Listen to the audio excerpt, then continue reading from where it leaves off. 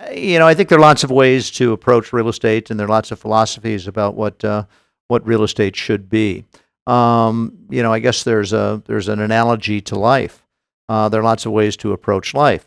A short-term orientation to real estate, is the view that a lot of people have, and the value of their efforts is measured by how much money they make and how short of a period of time they hold a building, how little of their own equity they invest. And I think what it does is it really compromises the real standards for that ought to be applied to making building decisions.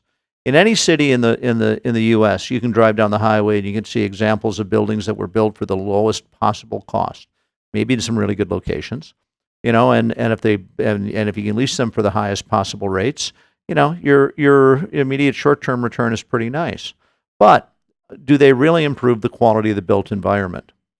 Do they really kind of make a lasting contribution?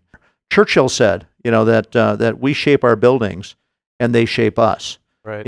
Frankly, I'm not one that wants to be shaped by Burger Kings and McDonald's and one-story stucco buildings on a freeway. I'm more interested in making a lasting contribution that I think will hopefully stand for multiple generations, hundreds of years, working in areas where there's limited supply of property. And so I think it forces you to kind of take a longer view. On the Capitol Square in Madison, it's a really good example. We have very limited land area. We're sandwiched on a narrow isthmus between two lakes. We're surrounded by residential neighborhoods that are relatively sacrosanct. So what's a good kind of long-term view of what you should do to improve the built environment and the quality of life in downtown Madison? It's cheaper to build above-grade parking. But with a height limit, if you build above-grade parking, you can't build enough density to really kind of bring life, activity, energy, jobs, to downtown. And so while it might be very difficult to put parking underground so that you can maximize the built environment, you can actually have shops, restaurants at the sidewalk level that will add to the quality of life. While it's very hard to do that, I think in the end, you build a project that actually does contribute something significantly to the built environment. And only if you're committed to keep it for the long term can you make the investment decisions that you should. Otherwise, you're most focused on cutting costs, building something as cheap as you can to maximize your profit. And you don't really care what happens to the second or third or fifth or 25th owner, 75 years from now. But if you view real estate as something that you or your successors are going to be responsible for the next 100 years, I submit that you take a different view of what you build. For me, it's all about building. It's all about creating. It's all about creating something special, something better than the generic, standard, and something that would maintain lasting value.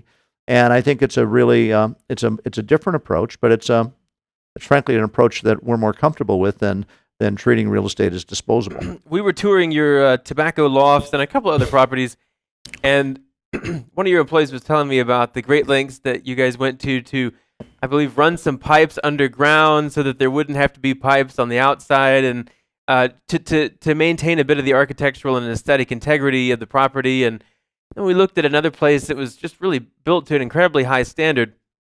And I said, what's the secret sauce here? Like, how are you making this work? Because I'm sure that there are other people on paper who would say, yes, you should build architecture of quality and the next generation. But at the end of the day, they just don't do it. And many times they would say, yeah, and if you go out, you lose your shirt trying.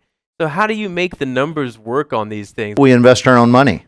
So we don't have partners. We don't need to go to a partner and who, is really demanding or driven by, a specific internal rate of return.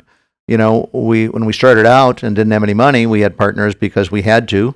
But we gradually decided that that we would rather make decisions for ourselves and commit our own resources, and so that we control what we do. In the last 25 years, I'm not sure we probably had one project that had outside partners because they happen to own the land and we wanted to use it. But we invest our own money. We basically create that money by having buildings that are full and successful, The reason our buildings are full and successful is we build a better mousetrap. We build a better quality of environment than our competition does, under the theory that if we can keep our tenants happy for the long term and give them a fair price, whether they're renting apartments or renting office space or paying for parking, that they're gonna be happier, and they're going to stay longer. The art of making money in real estate, particularly office space, is not having turnover. And so working in an area that has limited supply, controlling most of the places where you can create office space, having a very long-term strategic vision to maximizing your market share and your control of a submarket, but building great space that offers people amenities, a quality of environment, a parking accommodation, a location that they can't find elsewhere, really allows us to pay off our debt aggressively, so that we have enough equity built up in the projects that we keep to invest in the next project that we do. And so it's just a much different strategy than most people in the real estate industry follow. So necessity dictated that you started with partners, but once you were on that trajectory, rather than keep going with the partner system and just bigger and bigger and bigger partners, you kind of cashed out, so to speak, and began then 100% equity. 100%. Well, we didn't cash out. Not cash many out, of the projects that we had with partners, we still have, and we've bought out those partners' interests for the most part over time, because we again believe in the long-term value of the real estate that we created, and if our real estate is better, most people won't duplicate that quality, and so we'd rather keep and operate really good buildings. How heavily did the initial deals where you had partners affect that course, or was that the plan all along? Well, I think when you're starting out and you need to have a partner invest equity because you don't have any equity, and we started with nothing. Yep. The stepping stone to success is doing a project that exceeds an investor's expectations, not necessarily selling it, but just on a cash flow basis exceeds their expectations. It wasn't so much that there was a direct a financial windfall that was created, that we harvested in our early projects. We used the success of those projects to demonstrate the credibility that we needed to have to convince lenders and communities that we could really do what we said we were going to do, so that we could make a difference, which gave us the ability to step into the next project. What kind of experience did ULI have during the Great Recession, quote unquote, in 2008, 2009? You're developing some things, but then you also have a pretty major portfolio. How is the experience of a developer or development company that has a big portfolio of long-term hold similar to and also different from the experience of a developer who's doing a lot of transaction-based work? Well, I guess I'm not. I don't know that. I don't know the experience from the other side, being the transaction-focused hedge fund. But because we had built up so much equity by having really good real estate around the Capitol Square, and we paid off our debts very aggressively. We obviously had to take some really big risks to do those projects. But at a time in 2009, when the economy was absolutely tanking, we bought U.S. Bank Plaza and the Tenney Building, another block on the Capitol Square, with a total of about 420,000 square feet. That building was in great need of renovation and rehabilitation, and so that was our biggest acquisition. We had the firepower, we had the cash, we had the capital resources, and we had the credibility and experience to demonstrate to lenders that we would do what we say we were going to do. And so in 2008, when other people were running for the hills, for us it was a great buying opportunity. Exactly. We bought a building that was a significant addition to our strategic portfolio. We took a building that was an energy hog and basically made it a LEED gold certified building. And now U.S. Bank Plaza is full. We're actually moving tenants out as we need to accommodate some expansion of existing tenants. So, we weren't affected really by the recession, other than it presented good buying opportunities that we could take advantage of. We don't really get very enamored with what's going on in the rest of the country or what's going on, nationally. It's like all politics are local. For us, our focus is on local real estate, and we understand. We think what we're looking at, and we understand the trends, and we understand when an opportunity to buy something that makes sense comes along, and so we take advantage of it. But again, I think a lot of the hedge funds, a lot of the big money investors, are very focused on macroeconomic trends, you can live and die based on foreign exchange rates and perceptions of the availability of oil and the price of oil. You have all kinds of factors that create great ups and downs. For us, we've built. We started our company in 1974 in a recession.